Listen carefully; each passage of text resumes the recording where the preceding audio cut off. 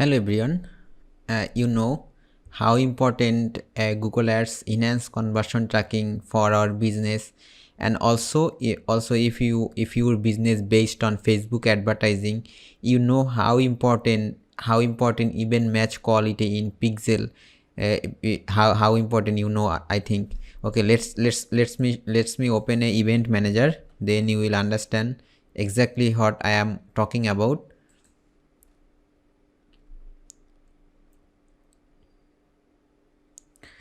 This is one of my client event manager, and if I go to the data source section, and if I go ahead, then you can see here the event. This is the purchase event. The event match quality score is 5.8 out of 10, almost 6 out of 10. And if I see here in the lead event, there has nothing because you can see here send recent event to see event match quality. Okay, the last event received 7 days ago, that's why there has no event match quality. And if I click over the purchase event, then if I go to the view details, then if I go to the event quality, then you can see there is score 5.8 out of 10. And we are receiving country, browser id, fbp and fbc data, and the ip address and the user address. Okay, and Facebook recommend send more parameters to your events to see additional conversion reported. Facebook suggest have to send the email and the phone number, date of birth, first name, last name, zip code, city in this purchase event. Then our event match quality will be great. Okay, we have to send this user information by data layer, or with some variable. Okay, but sometimes some website there has no data layer. That's why sometimes we can't do it with the data layer, but we can do it always without data layer by using custom JavaScript. As example, this is one of my client website, and you can see here a form. If I click over here, you can see here a form. The form has two user field, one of his first name, one of his email. Okay, and when someone fill up this form, I have the client asked me to have to send a lead event, and and that's why I'm going to set up this lead event. Also, I want to send these two user data, first name and email to the Facebook. That's why the event match quality will be good for my client. Okay, but there is no more data, that's why I can't send, but I can send first name and email. Okay, and if I click over the inspect page, then the console, if I write here the data layer, then I can see there has no user data, just a GTM click and the DOM load and the link click and the scroll depth, but it's not the user data. We can't see here. Okay, for this I write some JavaScript code in the browser container of this Google Tag Manager account. If I go here in the tag section, then you can see here a tag, user information to localhost. Actually, we have to send those user information using custom JavaScript to local storage. First of all, we have to store the user data. We have to store the user data using local storage in this website. Then we will receive the user data by local storage. Okay, that's why I write here some code.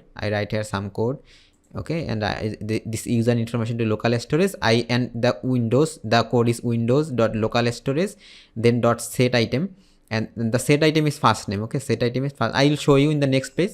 Set item is first name, then this code will capture the first name from this field, and this is the code for email.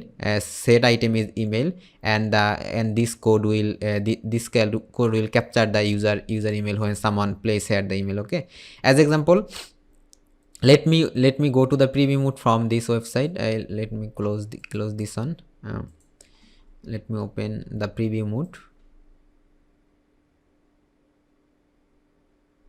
Also I choose the trigger, choose this trigger, book your call now. When someone click over this, let me open it,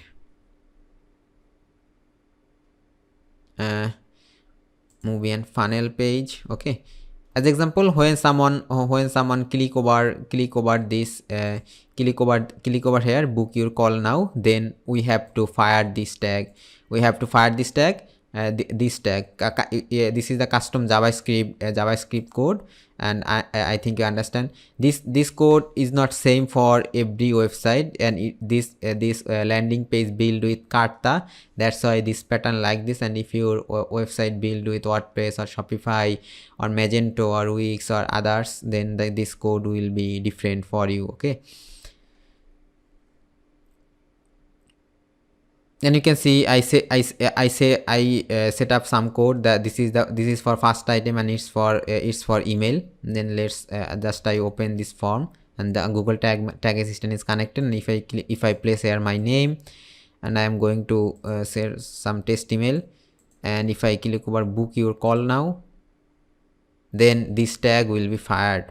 See, in here in this click section, our user information to local storage is fired. That's mean we store the two user information, first name and the email, to the local store. And if I this is the page we store the data. As example, if I click over the inspect, then if I go to the application, then if I see the storage in the local storage, see, this is the local storage, and under this is the page.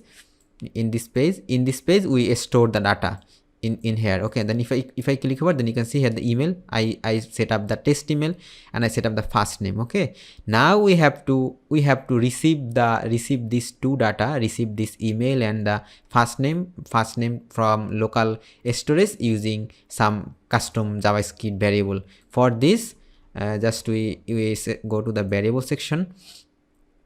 Already I create those variable. Okay, this is the variable I using the custom JavaScript. If I open the variable, then you can see that this variable is function return window.localstorage.getItem. Previously I called it set item. Now it's get item. Set item mean I store the data to the local storage. Now I receive the data from the local storage. That's why it's a get item.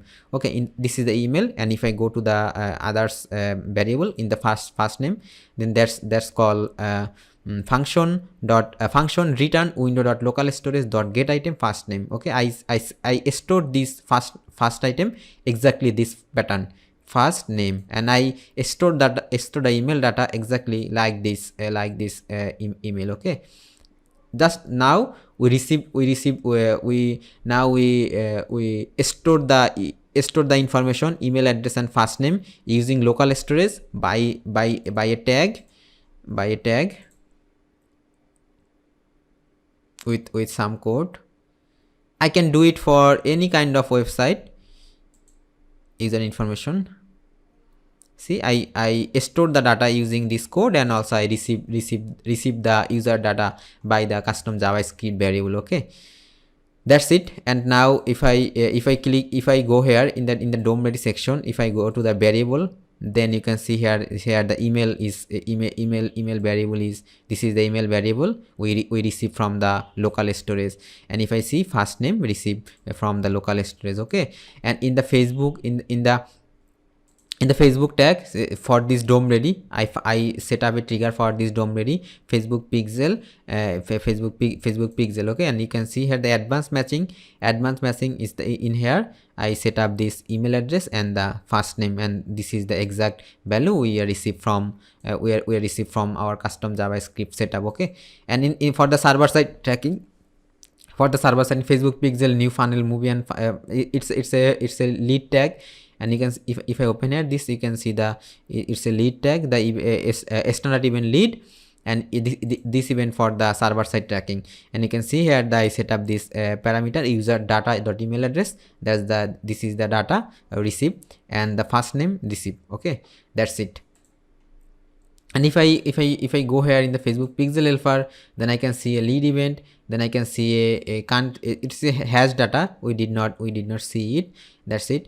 And these two information, these two key parameter for user first name and email will help to improve the lead event event match quality. Also, if we this client did not run Google Ads, that's why I did not set up for the Google Ads. If your client using Google Ads, then you can set up the enhanced conversion tracking by using this method. If your business did not have the data layer or if your client website did not have the user level data layer. Okay, that's the thing.